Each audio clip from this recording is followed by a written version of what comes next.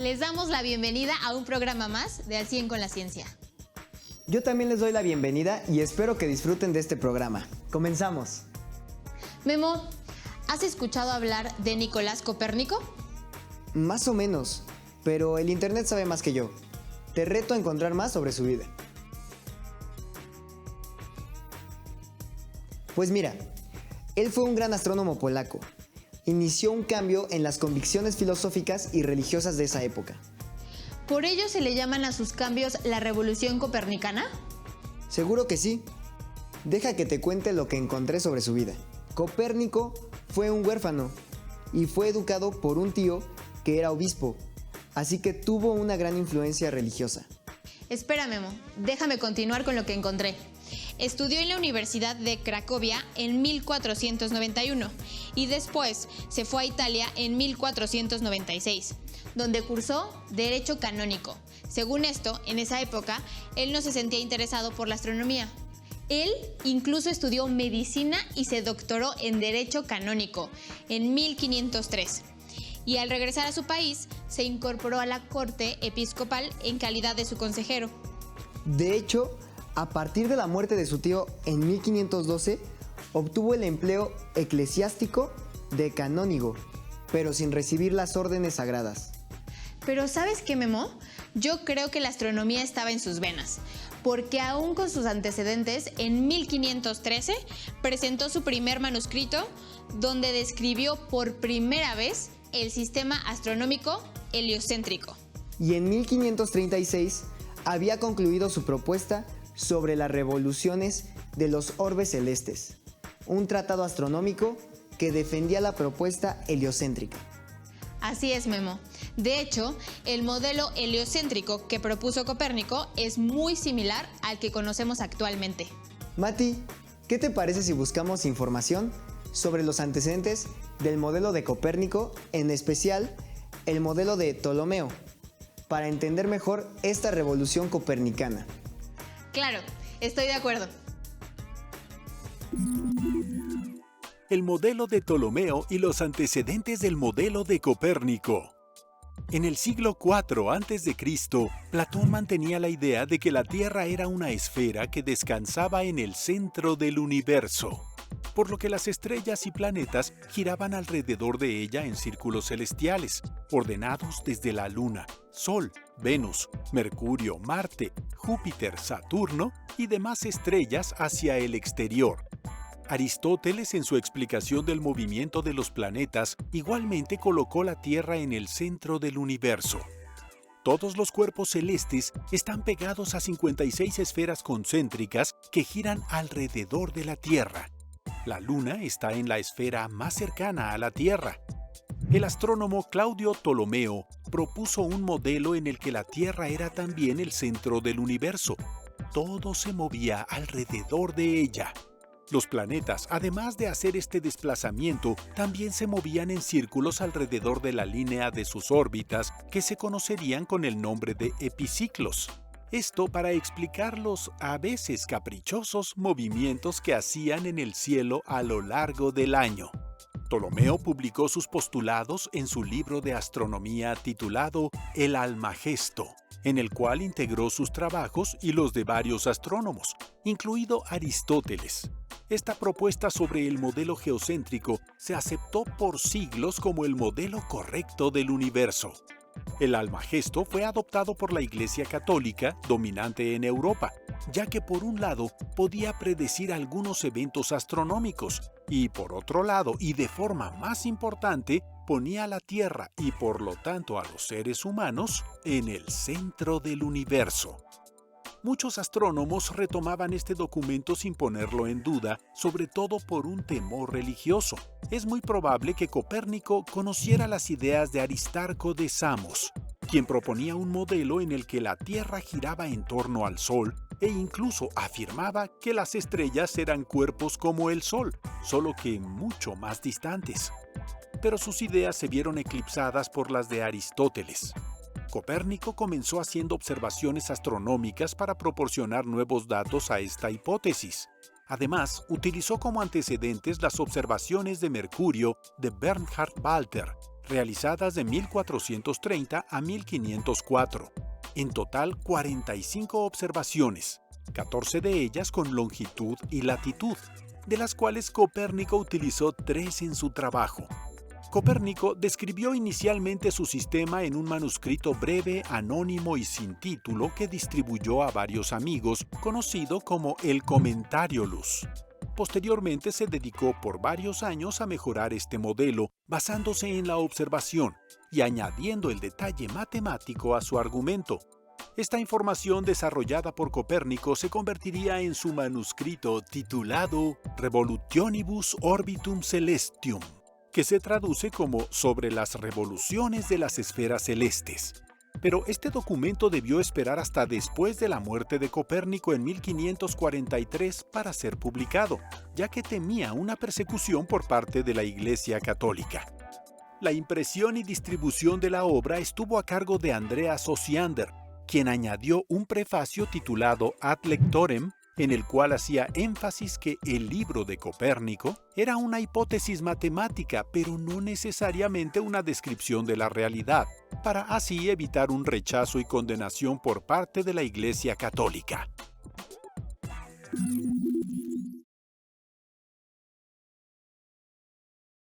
Memo, me pareció muy interesante conocer la propuesta de Ptolomeo y los antecedentes de la propuesta de Copérnico. A mí también. De hecho, si lo piensas, el modelo de Ptolomeo y Aristóteles tiene mucho de sentido común, porque solo con voltear al cielo tal cual, parece que el Sol, la Luna y las estrellas se mueven alrededor de la Tierra. Es solo fijándose en los detalles que esta idea ya no encaja tan bien.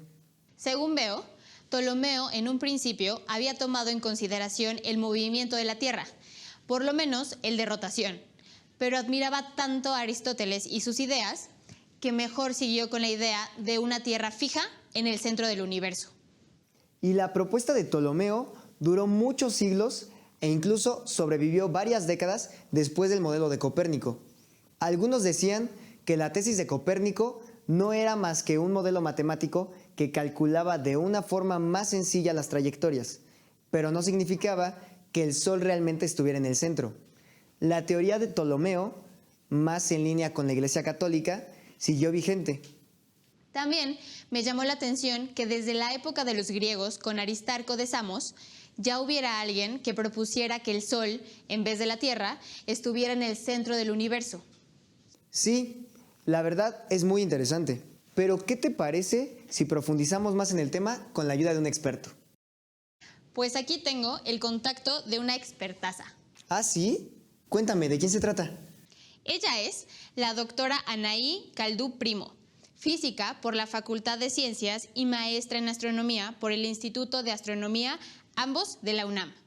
Obtuvo el doctorado en astronomía por la Universidad de Heidelberg, desarrollando su tesis en el Instituto Max Planck de Astronomía. Ha desarrollado una carrera como divulgadora de la ciencia en el Instituto de Radioastronomía y Astrofísica de la UNAM, también como directora de comunicación de la ciencia en CONACYT, en el Instituto de Astronomía de la UNAM y actualmente realiza comunicación de la ciencia en el Instituto de Astrofísica de la Universidad de Viena. Mira, Mati, nos está dando la entrevista desde Viena, Austria. Hola, doctora, mucho gusto. Hola, doctora, ¿cómo está? Hola, chicos, a mí me da mucho gusto poder estar aquí con ustedes también. ¿Por qué Ptolomeo tuvo que incluir en su modelo geocéntrico los epiciclos? Pues imagínense que Ptolomeo quería explicar el movimiento de los cuerpos que vemos en el cielo, de los cuerpos celestes, con un modelo totalmente erróneo en el que se pensaba que la Tierra estaba en el centro del universo y todo el resto de los objetos en el cielo se movían trazando círculos alrededor de la Tierra.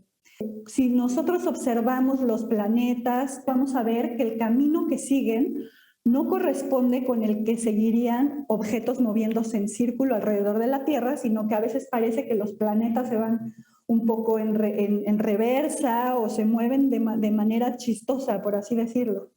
Entonces, la forma de poder encuadrar estos movimientos raros dentro de un modelo en el que la Tierra esté en el centro es proponiendo unos circulitos adicionales sobre los cuales se movían estos cuerpos celestes. Entonces, el modelo sería como que la Luna está girando alrededor de la Tierra, pero además está girando como alrededor de un círculo, y así todo el resto de los cuerpos celestes. Estos son los epiciclos y los necesitaba Ptolomeo para poder explicar que la Tierra estuviera en el centro del universo.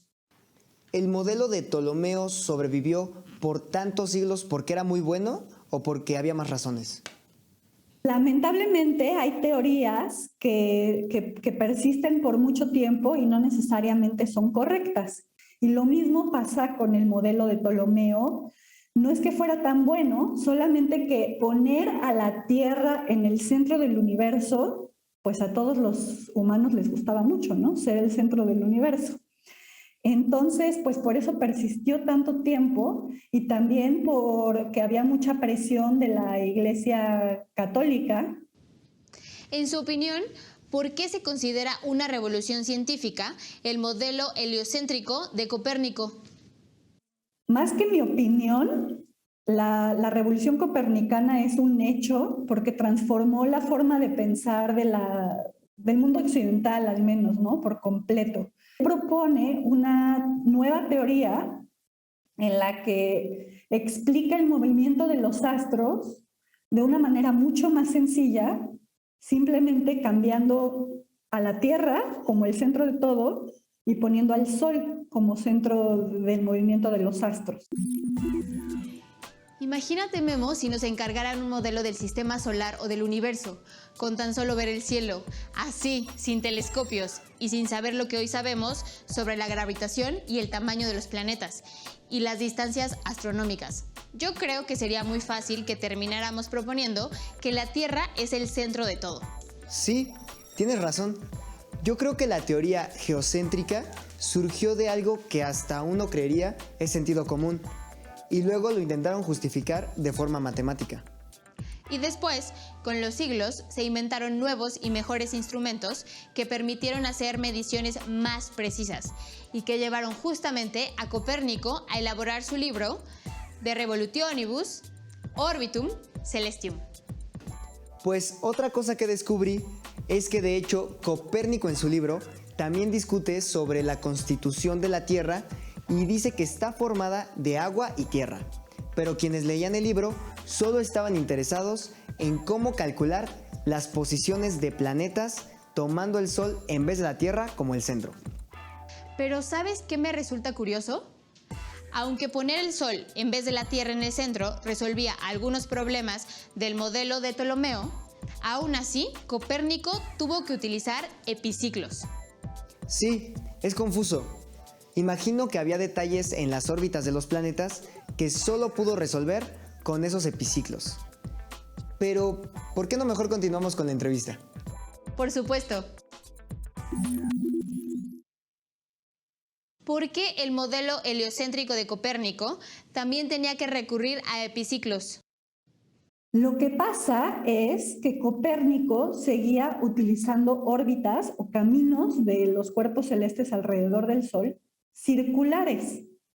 Copérnico también pensó que los astros se movían en círculos alrededor del Sol, y esto no es correcto. Tuvieron que pasar todavía varios años hasta que Kepler, a principios del siglo XVII, postulara las famosas leyes de Kepler, que nos dicen, entre otras cosas, que los cuerpos del sistema solar se mueven alrededor del Sol en órbitas elípticas, que una órbita elíptica es como una órbita mucho más aplanada que la órbita circular. Entonces, los cuerpos celestes, cuando se están acercando más al Sol, se mueven más rápido que cuando están en la parte más alejada.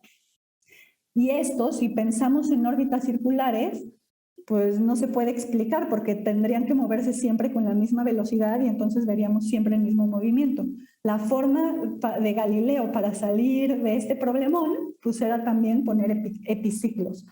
¿Por qué Andreas Osiander tuvo la necesidad de incluir el ad lectorum? Copérnico hizo estos descubrimientos en su edad adulta, pero no se animaba a publicarlos porque él sabía la revolución, los problemas que iban a causar, ¿no? La controversia que iban a causar. De hecho, publicó sus resultados en su lecho de muerte prácticamente. Murió poco tiempo después de publicar esta nueva teoría heliocéntrica. Y Andreas Osiander era, por así decirlo, como el editor del libro, ¿no? Y él incluyó un párrafo al inicio de este escrito en el que decía que bueno, sí, pero no, que tal vez esta teoría no es realmente cierta, o sea, tal vez no sé qué estaba pensando cuando la escribí, ¿no? Y así fue publicado el libro. Pero Andreas Osiander no firmó como un prólogo escrito por Andreas Osiander, sino que solo puso estas palabras. Entonces muchas personas pensaron que el mismo Copérnico estaba teniendo dudas sobre su teoría. Y esto daba pie a decir, bueno, pues sí, es una teoría de muchas, pero pues la realidad sigue siendo que la Tierra es el centro de todo. Una vez que el Sol pasó a ocupar ese lugar especial como el centro de todo, ¿hasta cuándo nos dimos cuenta de que no era así?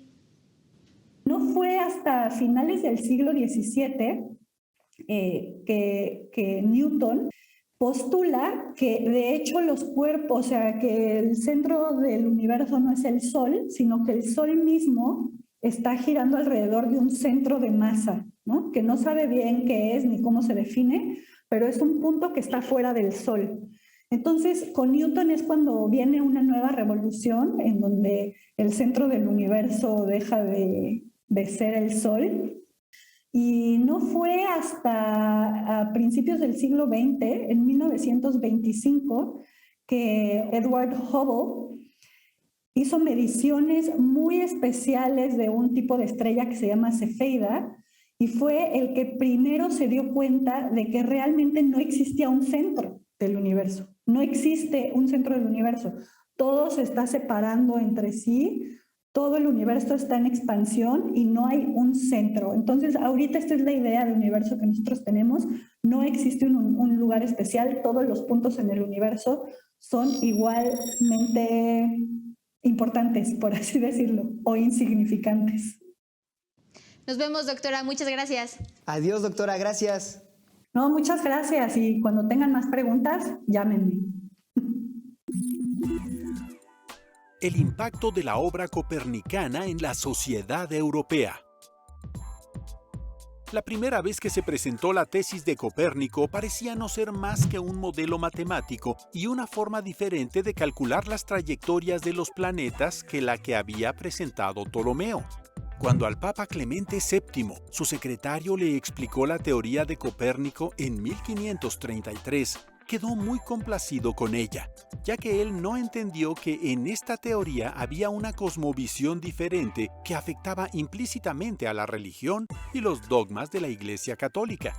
El simple hecho de mostrar que la Iglesia Católica pudiera estar equivocada en algo tan fundamental como el lugar de la Tierra en el universo, abría la puerta a que se pudieran cuestionar más dogmas que emanaron de esta institución, ya no solo en lo religioso, sino en el orden social. Finalmente, la Iglesia se dio cuenta de la gravedad de la amenaza. En 1616, la Iglesia Católica emitió un decreto prohibiendo el libro de Copérnico hasta que pudiera ser corregido. Galileo Galilei, que con sus observaciones en su telescopio añadía evidencia en contra del modelo geocéntrico y a favor del modelo heliocéntrico de Copérnico, se tuvo que enfrentar a la censura por parte de la Iglesia Católica. En 1633 fue condenado por herejía y fue puesto bajo arresto domiciliario por el resto de su vida. Sin embargo, la revolución científica de Copérnico ya era difícil de contener, y con más y mejores telescopios, los astrónomos no solo confirmaron, sino que mejoraron el modelo heliocéntrico, descubriendo que las órbitas de los planetas no eran circulares, sino elípticas, eliminando la necesidad de epiciclos. Finalmente, en 1822, la Iglesia Católica admitió su derrota y aceptó el modelo heliocéntrico. De esta manera, la teoría de Copérnico tuvo un gran impacto que se extendió desde lo científico hasta lo religioso y lo social, abriendo la posibilidad de romper con los dogmas que favorecían a una aristocracia desde la Edad Media. Vaya, Memo. Creo que con todo esto me ha quedado más claro. Con razón le llaman revolución a las transformaciones científicas, sociales e incluso religiosas y políticas, que generó Copérnico con su propuesta. La verdad, Mati, es que me resultó muy interesante, pues solo conocía un poco de la historia de Copérnico y no tenía idea de su libro ni de los cambios que generó. ¿Te gustaría que realizáramos un resumen para que asimilemos mejor esto que aprendimos? ¿Qué dices? Claro, yo inicio. Ptolomeo elaboró un libro titulado El Almagesto, que incluía sus propuestas y las de Aristóteles. Propuso un modelo en el que la Tierra era el centro del universo y todo se movía en torno a ella. Los planetas, aparte de moverse en torno a la Tierra, se desplazaban formando círculos que se conocerían como epiciclos. Ahora yo continúo. Copérnico, para elaborar su modelo, retomó la propuesta de Aristarco de Samos sobre el heliocentrismo. Realizó varias observaciones y retomó otras observaciones sobre Mercurio realizadas por Bernhard Falter. En su libro menciona que los cuerpos celestes, incluida la Tierra, tienen movimientos circulares, regulares o uniformes y eternos. La Tierra gira sobre su eje y alrededor del Sol. También incluye el orden de los planetas alrededor del Sol y su periodicidad, la precesión de los equinoccios y los movimientos aparentes del Sol y la Luna y algunos fenómenos relacionados. Andreas Osiander se hizo cargo de supervisar la impresión y publicación del libro de Copérnico, en un esfuerzo por reducir el impacto que iba a generar el libro. Agregó su propia carta sin firmar llamada Ad Lectorum de Hypothesibus Huius Operis, que significa al lector sobre las hipótesis de este trabajo. La carta de Osiander decía que el sistema de Copérnico era matemático y estaba destinado a ayudar a la computación y no un intento de declarar la verdad literal. Cabe aclarar que Osiander era de la idea de que la comprensión del universo y su creador provenía de la inspiración divina en lugar de la organización intelectual. Entonces, la obra de Copérnico fue un documento que, si bien aportó información a la ciencia, específicamente a la astronomía, también impactó a la religión, la Iglesia Católica Romana y los dogmas que reinaban en Europa. Tal impacto tuvo el libro de Copérnico que la Iglesia Católica lo prohibió y solicitó que se modificara. Sin embargo, la resistencia institucional fue inútil y finalmente la Iglesia admitió su derrota. Esperamos que ustedes, igual que nosotros, hayan disfrutado de estos temas. Recuerden que aún hay mucho por aprender. Les sugerimos que lean el libro titulado Telescopios y Estrellas, de Daniel y Juan Manuel Malacara, de la colección Ciencia para Todos, del Fondo de Cultura Económica, el cual les dará respuesta a muchas preguntas sobre las estrellas. ¿Sabes, Mati? Aprendí mucho, pero quiero saber más, así que yo también voy a leer el libro. Bueno, ha llegado el momento de despedirnos, no sin antes invitarlos a que visiten las redes sociales de Jóvenes en Casa. Se unan a la comunidad de Jóvenes en Casa en Facebook. Y para volver a los programas de Jóvenes en TV, visiten esta página. ¡Hasta pronto!